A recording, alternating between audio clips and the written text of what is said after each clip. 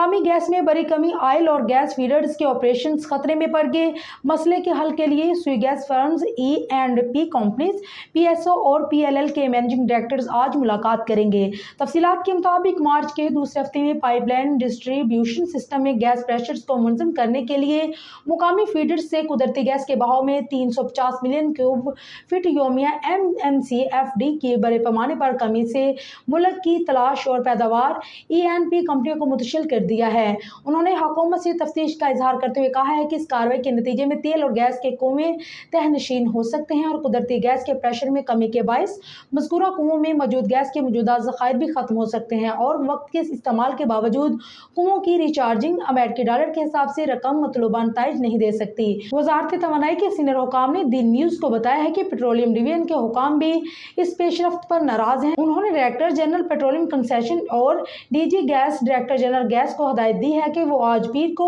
Exploration and production कंपनियों की आला इंतजामिया और सुई गैस कंपनियों के साथ मीटिंग करें और कुदरती गैस की कमी के मसले का हल निकाले। हुकाम का कहना है कि सुई सदरन और सुई नादरन और वो अदारे हैं जो लाइन पैक प्रेशर को कंट्रोल करने के जिम्मेदार हैं, लेकिन अब तक वो SOPs के मुताबिक उसे बरकरार रखने में नाकाम है, जिससे बड़े मुकामी गैस फीडर्स ने कुदरती गैस के बहाव में 350 MMCFD की कमी की वजह से ऑयल एंड गैस फीडर्स के कुओं के ऑपरेशन का वजूद खतरे में पड़ गया है।